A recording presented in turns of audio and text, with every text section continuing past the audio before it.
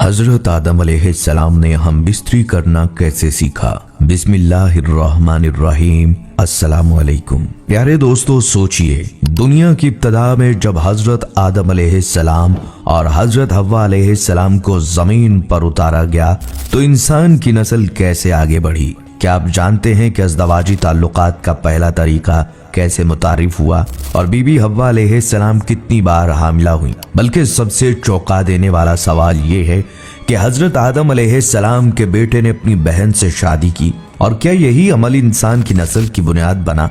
इन सब सवालात की हकीकत क्या है, आज की वीडियो में हम कुरान और हदीस की रोशनी में इन तमाम सवालात के जवाबात तलाश करेंगे। बल्कि इस वीडियो में आप ये भी जानेंगे कि औरतों को हैज और बच्चा पैदा करने की सजा क्यों मिली। तो हमारे साथ जुड़े रहिए, क्योंकि ये वीडियो ना सिर्फ आपके इल्म में इजाफा करेगी बल्कि आपको हैरत और ईमान की एक नई दुनिया में ले जाएगी। प्यारे दोस्तों, जैसा कि आपके इल्म में होगा कि अल्लाह ताला ने इस दुनिया में सबसे पहले जिन्नात को आबाद किया, मगर उनकी सरकशी और फसाद के बायस फरिश्तों की अफवाज भेजकर उन्हें समंदर बुर्द कर दिया और इस तरह जमीन के असल हकदार यानी हजरत इंसान के आबाद होने की राह हमवार हुई। कुरान करीम में अल्लाह इस किस्से की इब्तदा अपने और फरिश्तों के माबैन होने वाले एक मुकालमे से करते हैं। जब अल्लाह ऐलान करते हैं, मैं जमीन में अपना खलीफा यानी नायब बनाने वाला हूँ, फरिश्ते जवाब में फरमाते हैं, क्या तू जमीन में ऐसा नायब बनाना चाहता है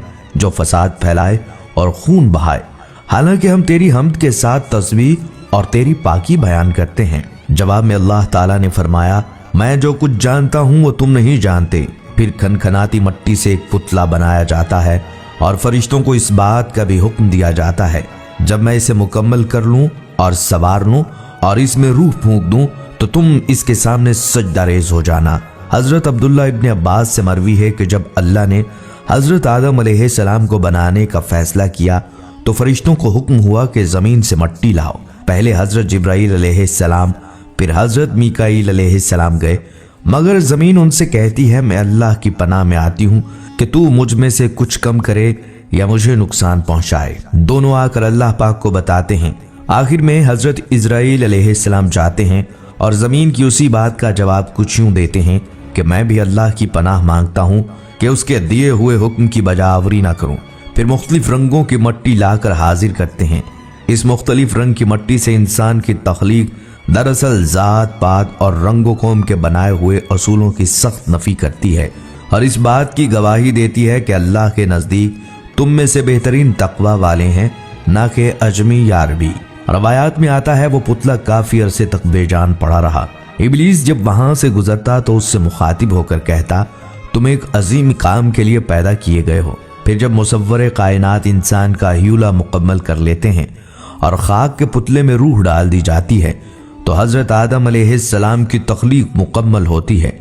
जब आपके अंदर रूह फूंकी गई तो आपको होश आते ही एक छींक आई।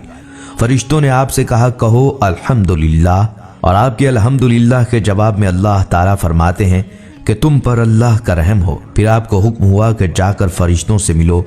फरिश्तों ने आपको देखकर अस्सलामु अलैकुम कहा तो अल्लाह पाक ने फरमाया, ए आदम, ये आज से तुम्हारे तस्लीमात हैं। यूं दो अहम सबक इंसान को आसमानों पर ही सिखा दिए जाते हैं।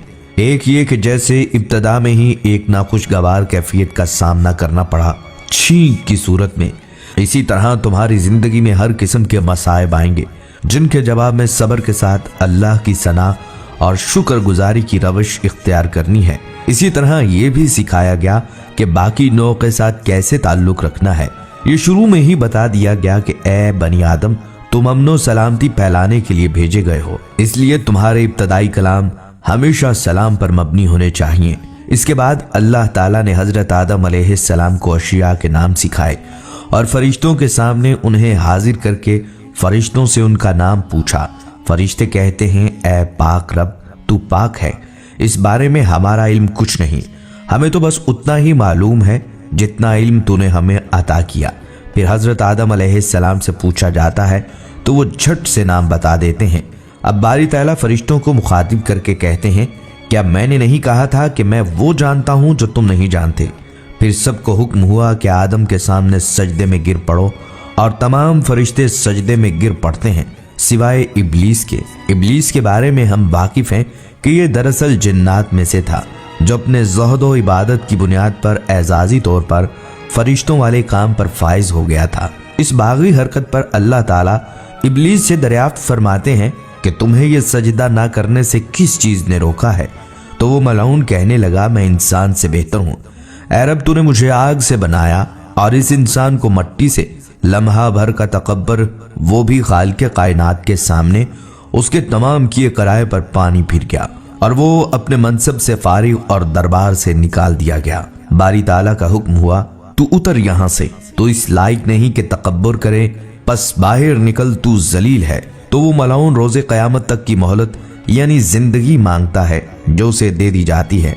फिर अपनी मोहलत मांगने की वजह बयान करते हुए कहता है कि चूंकि तूने मुझे गुमराह किया है, मैं भी लोगों के लिए तेरी सीधी राह पर बैठूंगा, फिर उन पर आऊंगा, उनके सामने से, उनके पीछे से, उनके दाएं से और उनके बाएं से, और तू उनमें से अक्सर को शुक्रगुजार न पाएगा।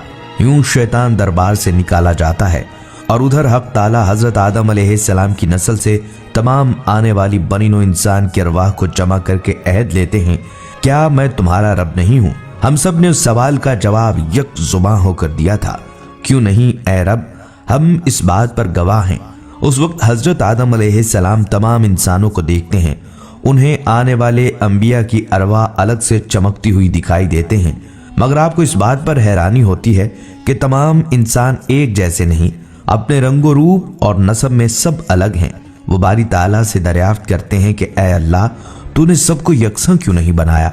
जवाब आता है, क्योंकि मुझे अपने बंदों की तरफ से शुक्रगुजारी बहुत अजीज है। जन्नत में कुछ अरसा क़याम के बाद हजरत आदम अलैहिस्सलाम को एक खलिश महसूस होने लगती है। फरिश्ते तो हर दम रब की सना में मशगूल होते हैं। अब आप क्या करें? एक इल्मुल अस्मा आपको अता हो चुका, मगर इस इल्म की बाबत तो फरिश्ते कुछ नहीं जानते। किससे गुफ्तगू करें, कहाँ करार पाएं? एक दिन सोकर उठते हैं तो अपने सामने एक अपनी हम नौ औरत को पाते हैं जो उनकी पसली से पैदा शुदा थी। पूछते हैं, तुम कौन हो? वो कहने लगी, औरत। फिर पूछा, तुम्हारी तख्लीक का मकसद क्या है? तो कहने लगी, ताकि तुम मेरे अंदर करार पाओ। अब फरिश्ते हजरत आदम अलैहिस्सलाम से पूछते हैं कि ए आदम, इस औरत का नाम क्या है? तो आप कहते हैं हव्वा, बमानी जानदार। पूछा क्यों? तो कहने लगे, क्योंकि ये एक जानदार शय से तख्लीक हुई है। इससे हमें अंदाजा होता है कि मर्द और औरत के जोड़े की तख्लीक का मकसद आपस में अमनो आतशी के साथ एक दूसरे के अंदर सुकून और करार पाना है।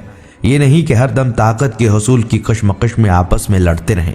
बल्कि दोस्तों, यहाँ ये बात भी जान लीजिए कि आदम अलैहिस्सलाम ने हम बिस्तरी करना कैसे सीखा।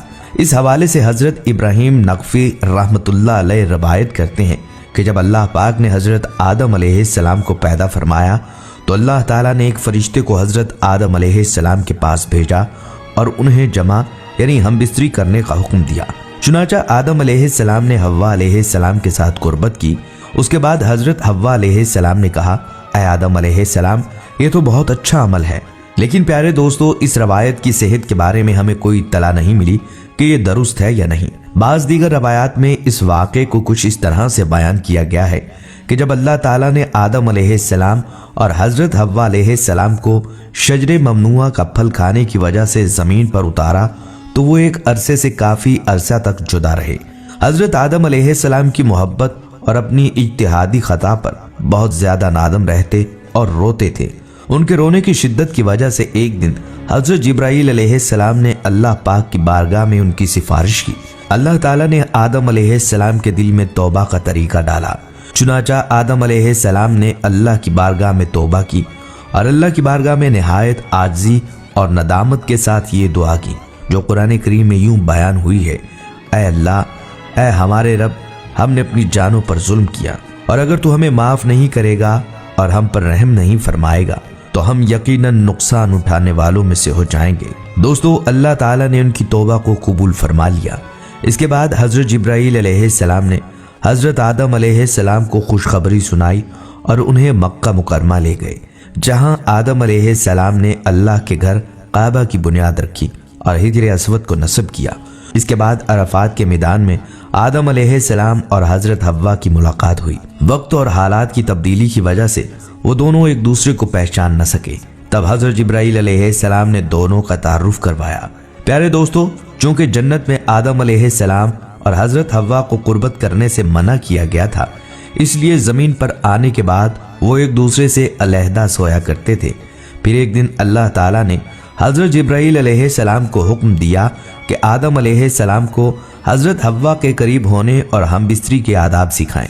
लिहाजा हजरत जिब्राइल अलैहिस्सलाम ने हजरत आदम अलैहिस्सलाम को ये आदाब सिखाए और अल्लाह के हुक्म पर अमल करते हुए उन्होंने हजरत हव्वा से कुर्बत की। हजरत आदम अलैहिस्सलाम ने हजरत जिब्राइल अलैहिस्सलाम को बताया कि उन्होंने अपनी बीवी को बहुत अच्छा पाया।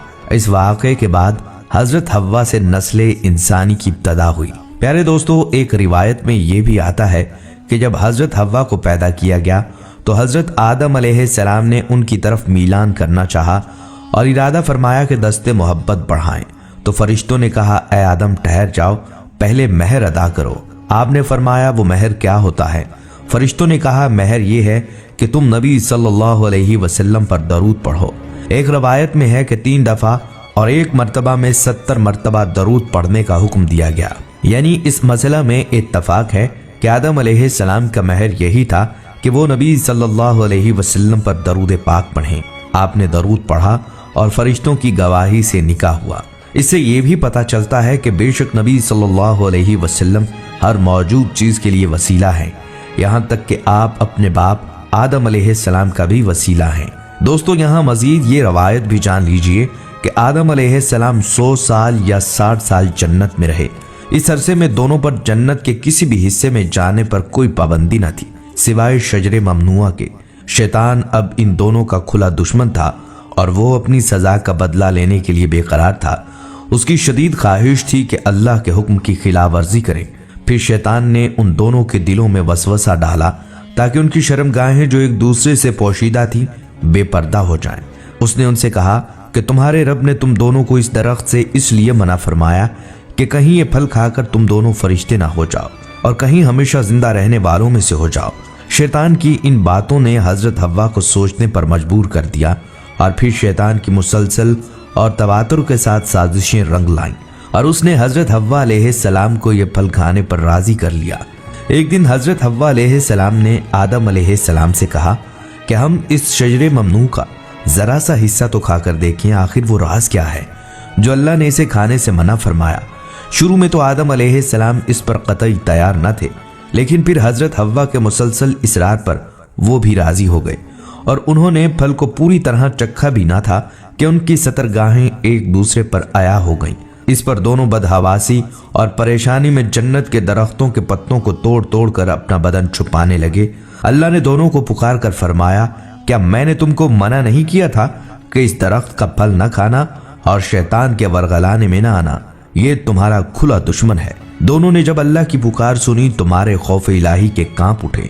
निहायत लाचारी और आजिज़ी से अपनी खता पर नादम और शर्मिंदा होते हुए बारगाहे खुदाबंदी में अर्ज किया, ऐ हमारे रब, हम दोनों से बहुत बड़ी गलती हो गई। अब अगर आपने हम पर रहम न किया और माफ न फरमाया तो हम बर्बाद हो जाएंगे। अल्लाह ताला ने फरमाया कि अब तुम दोनों एक खास मुद्दत तक जमीन पर रहोगे जहां तुम एक दूसरे के दुश्मन होगे और वहां तुम्हें मरना है और फिर उसी में पैदा होना है। चुनाचा दोनों को जमीन की तरफ रवाना कर दिया गया। रवायत में है कि हजरत आदम अलैहिस्सलाम को हिंद और हजरत हव्वा अलैहिस्सलाम को जद्दा और इब्लीस को बसरा से चंद मील के फासले पर बमस्ती नाम के मुकाम पर उतारा गया। हजरत सदी रहमतुल्लाह अलैह फरमाते हैं कि जब हजरत आदम अलैहिस्सलाम को हिंद के मुकाम पर उतारा गया तो उनके पास हिजर अस्वद था और जन्नत के दरख्तों के पत्तों की एक मुट्ठी भर थी।